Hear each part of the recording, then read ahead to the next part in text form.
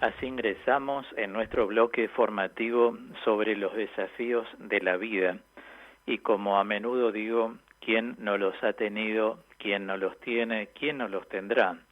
Por eso es tan importante la formación, porque este tipo de formación ya excede el límite de lo intelectual. Es una formación que se llama interdisciplinaria, la que yo doy. Y el modo de plantear, que es el método que utilizo siempre en mis predicaciones, me propongo plantear metodológicamente. Uno como teólogo tiene que elegir un método para dar lo que tiene. Y al ser un comunicador social, para mí es muy importante plantear, para que después, desde el planteo, cada uno pueda beber y llevarse cosas a su vida. Y lo que tiene a favor esta formación interdisciplinaria, quiero concientizarlos, es que es como el agua, se va metiendo por cualquier lado de la vida. Por eso no hay un bloque en el que alguien pueda decir, en términos de normalidad psíquicamente, no, nada de esto a mí me sucede ni me conecto. Esto es la vida, ¿verdad? Y nosotros que estamos en el camino, en un proceso continuo de integración, sabemos que la meta del cristiano es alcanzar la plena humanidad, es decir, humanizarnos cada vez más. ¿Cómo una persona se humaniza cada vez más para poder renunciar al peso que el pecado genera en una persona? Atendamos que la palabra pecado la estamos manejando bajo la acepción de desorden. Y hay una fuerza que desordena a la gente, que no la lleva a hacer lo que desea, quiere, piensa o siente, ¿verdad? Entonces es muy importante humanizarnos más. Esa humanización va a tener que ver con nuestro proceso de conversión. Lo otro no es tan creíble. Siempre el egoísmo va a estar en torno a nosotros porque el mundo, en cuanto a mundanidad, como le expliqué el domingo pasado, ofrece siempre valores centrípetos y centrífugos, o sea que te absorben hacia el centro del mundo, pasémoslas bien, la movida nocturna, salgamos, vistámonos. Y hay tanta gente que sale, se viste, y después a mí me lo han dicho en atención en la consultoría espiritual, ¿de qué me sirvió todo eso?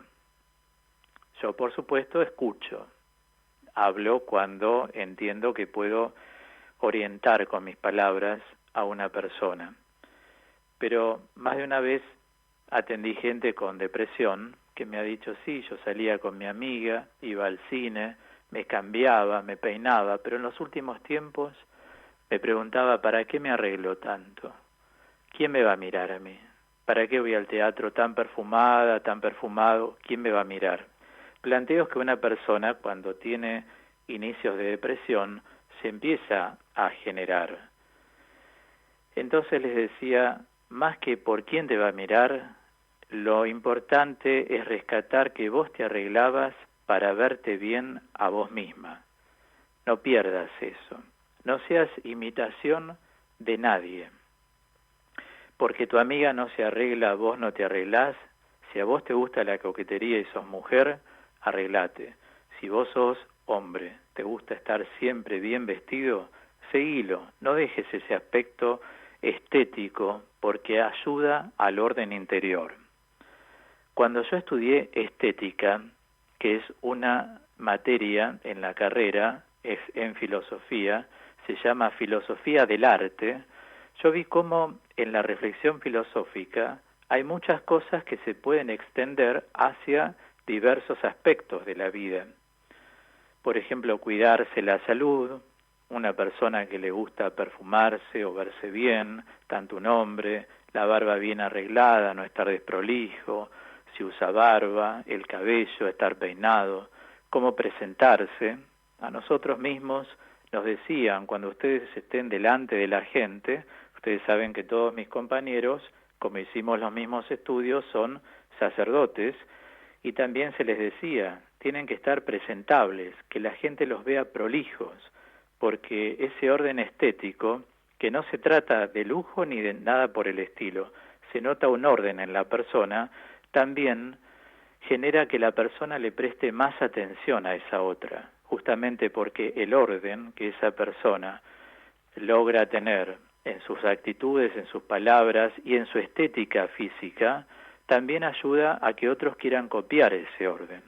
Y en todo esto hay una razón de ser. Por eso digo, si acudo a la estética, a la filosofía del arte, ese arte se emplea también no solo en la pintura, no solo en la danza, no solo en el teatro, sino también se aplica el arte para la vida de cada uno. Porque les quiero hacer pensar esto. Una persona, para ser artista, o sea, para tener arte en su vida, tiene que hacer varios ensayos. Y en la vida, si uno no ensaya varias veces algo, no llega a tener arte. No hablemos de ciencia, para no entrar en el mundo meramente intelectual. La palabra arte, a diferencia de ciencia, está al alcance de cualquier persona. Uno, para lograr ese arte de verse bien, como le dije a esta señora y a tantas personas que atendí, el arte de verse ordenado en lo que uno va a decir, empezá y terminá la frase que querés decir. Si alguien te corta, deciles un momentito, o disculpame, o como vos quieras, pero terminá la frase que querés expresar. Por eso los que estamos a cargo de grupos o dirigimos rebaños, cuando alguien habla, es un detalle que hay que tener en cuenta siempre. Yo sé que hay varias personas, sacerdotes, religiosas, líderes, laicos que me escuchan, siempre ténganlo en cuenta. No dejar que otra persona, cuando otra está hablando, se interponga encima. Momentito, primero que termine. Eso es muy importante, es hablar del arte. Y hay gente que es muy tímida o introvertida y cuando la cortan no habla. Bueno, esa persona nunca, lamentablemente, va a tener arte en su vida. Y vivir es un arte, por eso se llama el arte de vivir. Si vivir es un arte, uno tiene que hacer varios ensayos. Dijimos, los ensayos conducen al arte. Entonces, si uno quiere vivir bien, el arte de vivir, en él vivimos, nos movemos y existimos, nos enseña Pablo en la carta a los Gálatas, refiriéndose al Señor Jesucristo. Nosotros tenemos que hacer ensayos, tratar de ordenarnos estéticamente en las palabras. Cuando empezamos, concluyamos lo que queremos decir. Cuando empezamos un proyecto, por supuesto consultado previamente con el Señor, tratemos de seguir ese proyecto, aunque nos cueste, sigámoslo. Estás haciendo un curso de cocina, terminalo. Estás estudiando un idioma, anda hacia adelante. El arte, ¿ven? Eso es arte. Y cada cosa que hagas para ordenarte, o sea, para tener arte en tu vida, recordá que lo haces después de varios ensayos. Es un trabajo contiguo. O sea, es el ensayo, pruebo, me detengo, observo. Ensayo, pruebo, me detengo, observo. Ensayo, pruebo, me detengo, observo. Se triangulan estas tres cosas para tener arte en la vida y no decir después con el tiempo, soy un fracasado, soy un frustrado. Nosotros en plena pandemia nos estamos manejando por distintos medios, algunas cosas cuestan más, otras menos, pero todo pasará en el nombre santísimo de Jesús. Ya incluso a nivel científico, la ciencia ya está avanzando, se habla de las curvas, de que se eleva, no sabemos lo que puede pasar, no, pero ese no sabemos, no hay que pensar que todo es drástico, si realmente vamos siguiendo una disciplina recomendada por algunos expertos, ¿verdad? Creo que es prudencia en la medida de lo posible.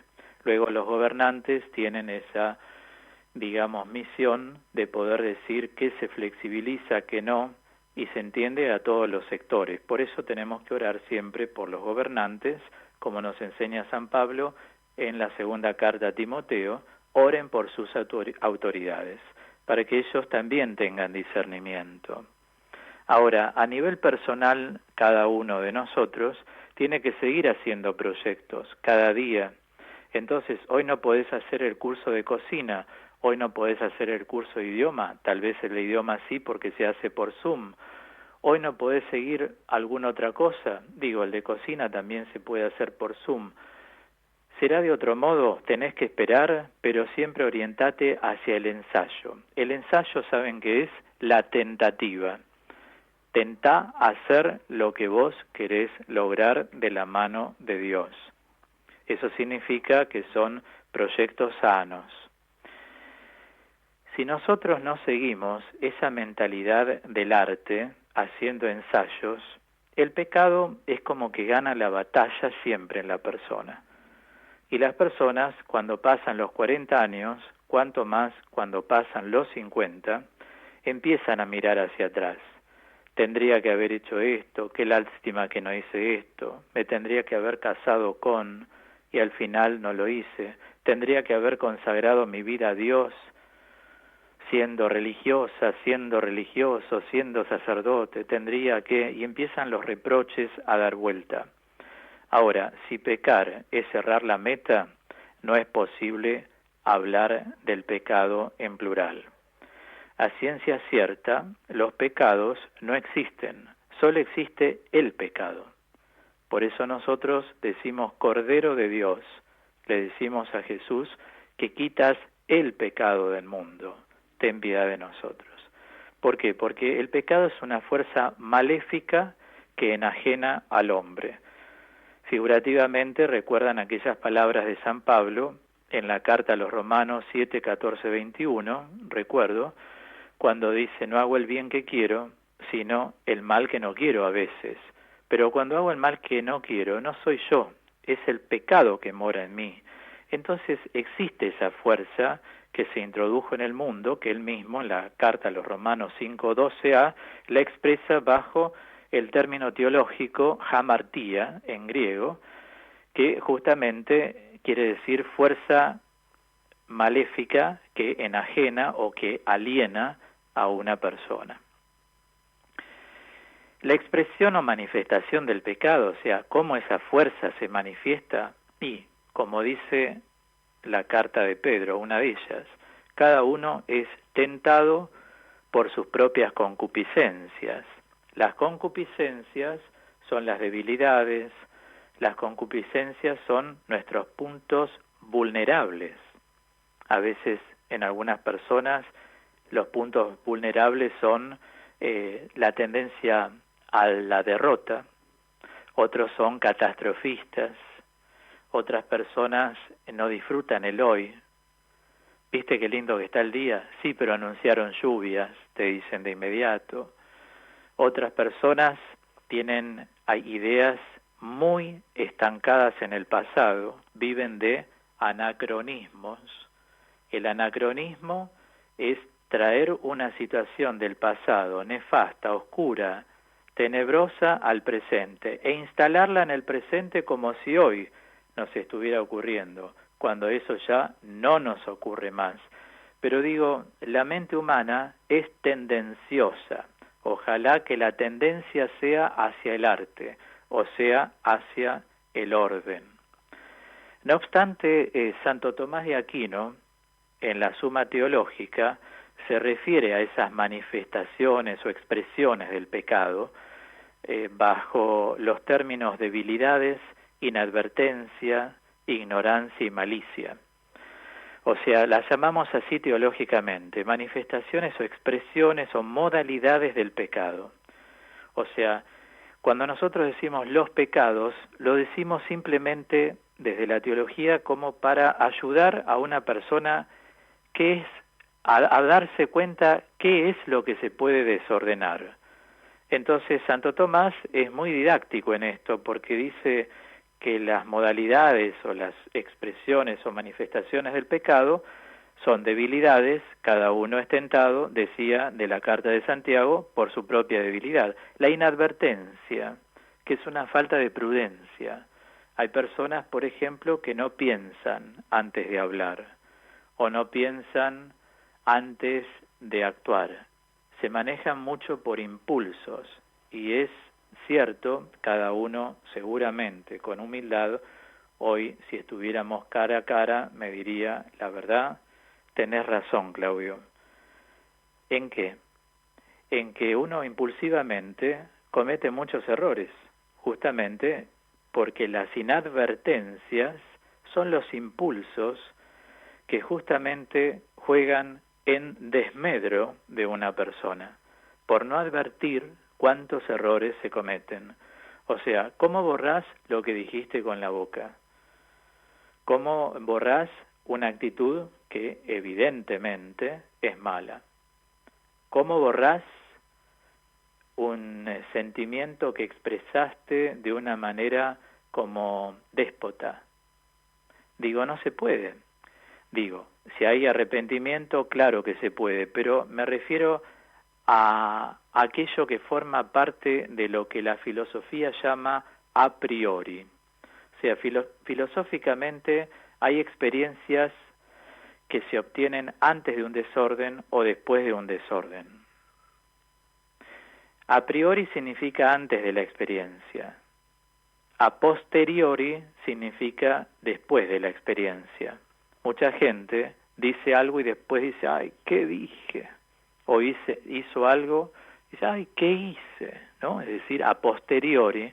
Otros tratan de hacer los ensayos a los cuales yo me refiero para ayudarlos a pensar y dicen, no, esto que iba a decir no lo digo, esto mejor me callo. ¿Y cuántas veces uno dirá, menos mal que no dije todo, que no expresé todo, que no manifesté todo? Porque eso pasó y quedó en el pasado y listo, y uno sigue caminando.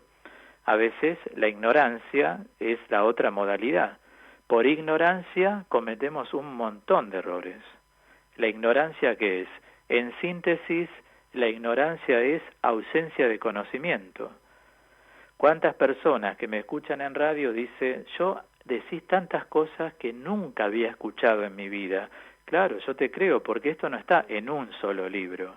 Esto es la formación de años, no solo intelectual, sino también de profesión predicativa, donde uno va tomando los núcleos más importantes al poder darles algo que sabemos que ocurren diariamente en la vida. Por eso yo apunto exclusivamente a la conversión. Y la malicia, y sí, tenemos que reconocer que siempre en el fondo hay un dejo de algo de malicia, ¿no? Es como que la persona dice, bueno, ¿viste? Ahora que le pasó, ahora sí se da cuenta de lo que significa estar sin trabajo, ¿no? Claro, te largan esas cosas que no son de un corazón generoso. Es muy feo decir, ahora que está pasando lo que yo pasé, se da cuenta de lo que hablo. No conviene, no conviene. Hay que hacer una limpieza interior, lo que los padres de la espiritualidad llaman catástasis.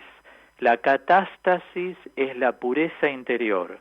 Por eso el Señor, en las bienaventuranzas, dijo, felices los puros de corazón, porque ellos verán a Dios. El puro de corazón no es un puritano, porque, como les dije el domingo pasado, es dogma de fe que nadie está confirmado en gracia de Dios. Por eso mismo Jesús dijo, el que está libre de pecado, que largue su primera piedra. Y los santos se confesaron hasta antes de cerrar los ojos que iban al cielo, y ya eran personas muy santas en la tierra. Pero siempre está la tendencia al desorden, no existe una persona que no sea pecadora. Eso es algo a lo cual se apuntó muy específicamente con Lutero, porque Lutero decía que era posible que una persona no peque. No existe eso.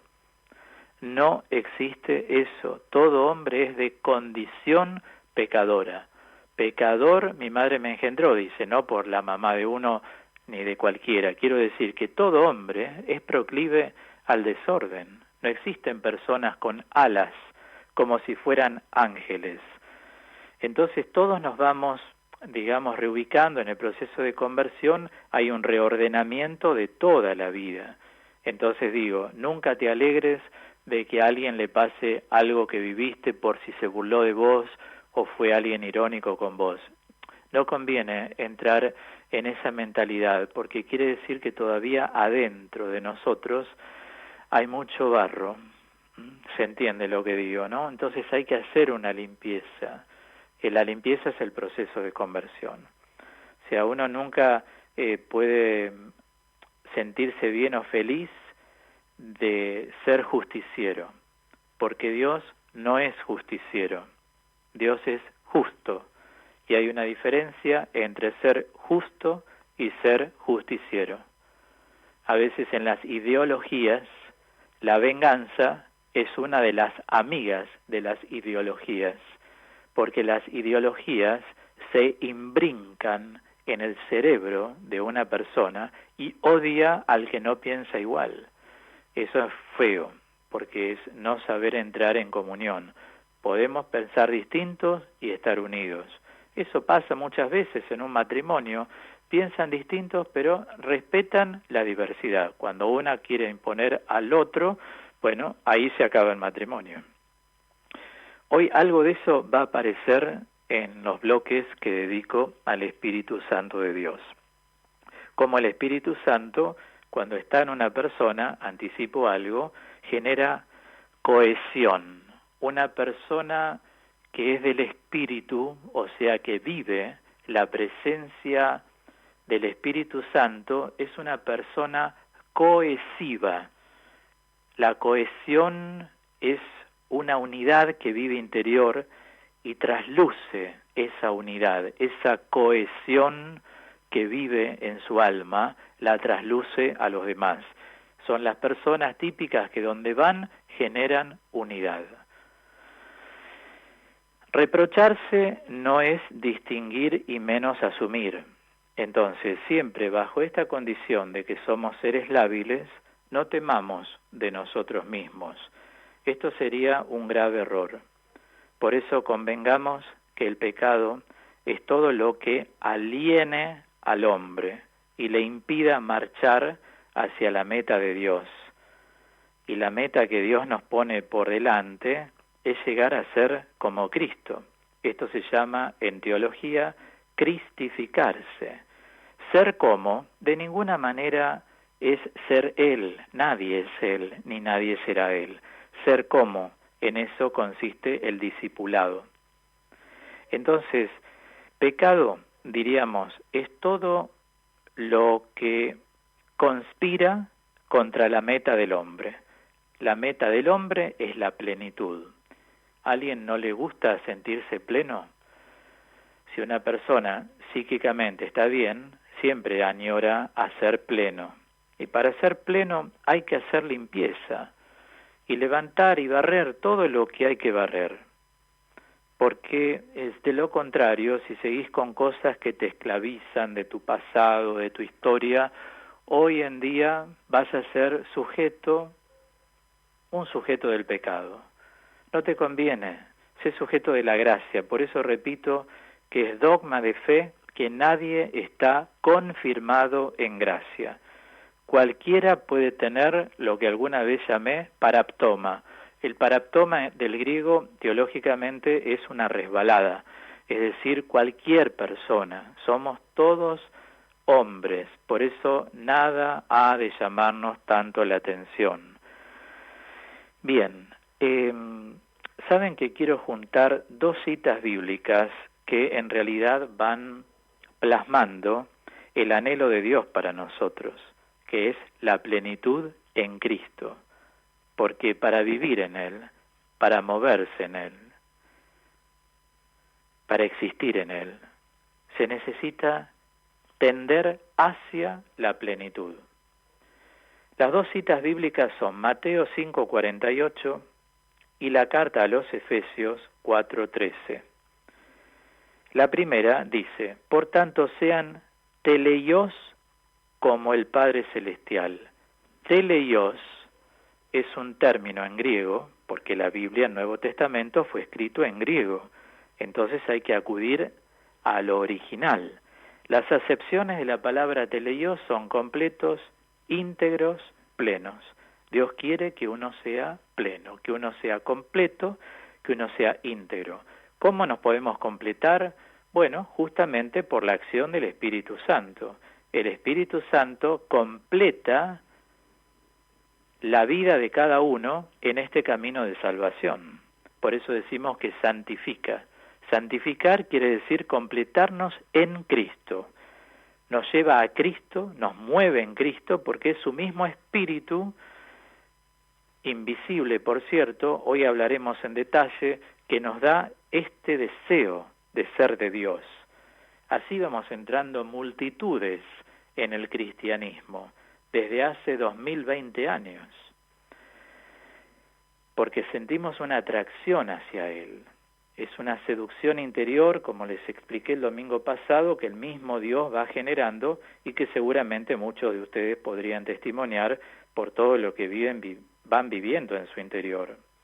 Y la carta a los Efesios 4:13, repito, dice, hasta que todos lleguemos a la unidad de la fe y del conocimiento del Hijo de Dios, al estado de hombre perfecto, pero en realidad, más que perfecto, si bien esta es la traducción, el término dice aner-teleios. Un aner-teleios es un hombre completo, eso es aner del griego, bíblico. Aner-teleios, un hombre completo, y después dice a la jediquía, dice el original en griego, o sea, la madurez, a la jediquía que corresponde a la plenitud de Cristo. ¿Ven qué bello es aprender la palabra, profundizarla y no manejarse en un nivel superficial en la fe? Es otra cosa, es otra cosa. Por eso cuando las personas empiezan a tomar conciencia de esta formación, se dan cuenta qué distinto es entender y vivir la vida de fe, según a uno le parece y según la verdadera formación nos ofrece. Por eso mismo digo, Dios quiere plenitud, Dios quiere hombres íntegros, Dios nos quiere completos. Para esto necesitamos ensayar. Cada día hagamos un ensayo de ser más de Dios. En esta pandemia yo les propuse rezar juntos a la tarde, a las 7 de la tarde, bajarse la aplicación Liturgia de las Horas de Play Store y ponerla en el celular, en la tablet, rezar la liturgia, hacer el rosario. Hicimos la novena estos 9 días al Espíritu Santo y yo les mandé por WhatsApp la novena a tantos cientos de oyentes que tengo en el número de la producción. Y después participar de la misa. Los que desean antes o después, uno pone Santa Misa en YouTube y ahí tenemos muchas misas, cada uno participa de la que quiere. En tiempos en que se dio la misa del Papa, yo insistí mucho, acudamos a la misa del Papa, presidida por el Papa. ¿Por qué? Por la catequesis, es el pastor universal de la Iglesia, es el sumo pontífice. Entonces, lo que sale de sus labios en el momento de la homilía es muy importante. Y lo hemos hecho y lo seguimos haciendo. Esto es hacer ensayos. Varios de ustedes me escriben en la semana y me han puesto que nunca habían rezado así todos los días y que ahora le agarraron un gusto y que cuando vuelva todo de a poco a la normalidad, aunque no vayan a misa en el templo, quieren participar de la misa a través de internet. Perfecto, perfecto. Eso es hacer ensayos. Si vos eras una persona con una tendencia negativa catastrofista, como decía Don Orione, non siamo catastrofici, dice en italiano, ¿no? O sea, no seamos catastrofistas. Tenés esa tendencia así al pesimismo, si empezás a ser un hombre nuevo, varón o mujer, ahora te va a cambiar todo eso. Vas a tener otra forma de ser. Decir, bueno, a partir de hoy yo renuncio a mi pesimismo, basta de pensar negativamente. Dios me da el aire, me da agua, me da el sol, me da la vida. Yo quiero vida nueva. Por eso se dice, entrar en el camino es una vida nueva. Y te vas formando de esta manera, vas entrando en otra modalidad. Si antes te alegrabas cuando a alguien le pasaba algo porque te pasó factura alguna vez o un poco no le importó lo que a vos te pasaba, y vos decís, mirá, ahora le pasa, ahí está, Dios se lo mostró, sacá todo eso, mirá que no viene de Dios, menos digas, Dios se lo mostró. Nada que sea negativo tiene que tener contacto con nosotros en nuestra vida espiritual. La vida espiritual tiene que ser sana y saludable, porque si no es sana, no puede ser saludable. O sea, si no es sana en sí la vida, no ejerce salud en uno. Eso es sana y saludable. Y una persona que anda con todo eso en el interior todavía tiene que remover mucho. Pero lo importante es ver, porque si uno no ve, tampoco va a sanar. Ver conlleva a asumir. Y como dije hace poco en mi programa, asumir indica transformar. Si uno no asume, no transforma. Son distintos pasos que hay que dar, pero saca el barro, saca el barro. Si tenés parte de este barro en tu vida, empezá a rastrear todo con un rastrillo que es tu decisión en el Señor. Ya no me voy a alegrar si a alguna persona le pasa algo y se había burlado de mí, no me importa. Bendigo a todos, aún mis enemigos. Quiero ser de Dios. Quiero las cosas ambarinas, o sea, transparentes. Quiero autenticidad cristiana. No quiero otra cosa. Quiero ser solo tuyo. Ahí es donde Dios empieza a ingresar cada vez más en el alma. Ingresa de tal manera que lleva a la santidad. Si el camino que es el camino de la santidad, no es otro que no sea el de la santidad. Cuando Dios va tomando esa alma, va arrimándola a Él, y cada vez el alma siente más seducción. ¿Por qué los que estamos en el camino llevamos tantos años, muchos de nosotros, y cada vez con mayor entrega al Señor? Y porque algún trabajo estaremos haciendo cada día. O sea, ese rastrillaje es un trabajo interior de cada día y lo vamos renovando. Pero también me acuerdo de la frase que les dije de la Madre Teresa que leí en italiano. ¿Se acuerdan? Adorazione e preghiera. O sea, adoración y oración. Si no, dice non reggi. Es decir, no pueden ir adelante, no aguantás. Adoración y oración. Bueno, hasta acá llegamos entonces en este momento de este bloque sobre los desafíos de la vida, y como cada domingo nos vamos renovando, vamos creciendo, vamos yendo hacia adelante, que Él es nuestro camino. Él es un hombre, se lo llama en teología homo viator. Es un homo viator, es un hombre en camino. Por eso el padre Mario Pantaleo, a quienes muchos recordarán, hizo la imagen de Cristo peregrino. Jesús va hacia adelante y todos los que seguimos a Cristo vamos hacia adelante. No nos interesa para nada ir para atrás, vamos hacia adelante. Bueno, Ave María y adelante, como decía don Orione, nuevamente hoy en medio de nosotros.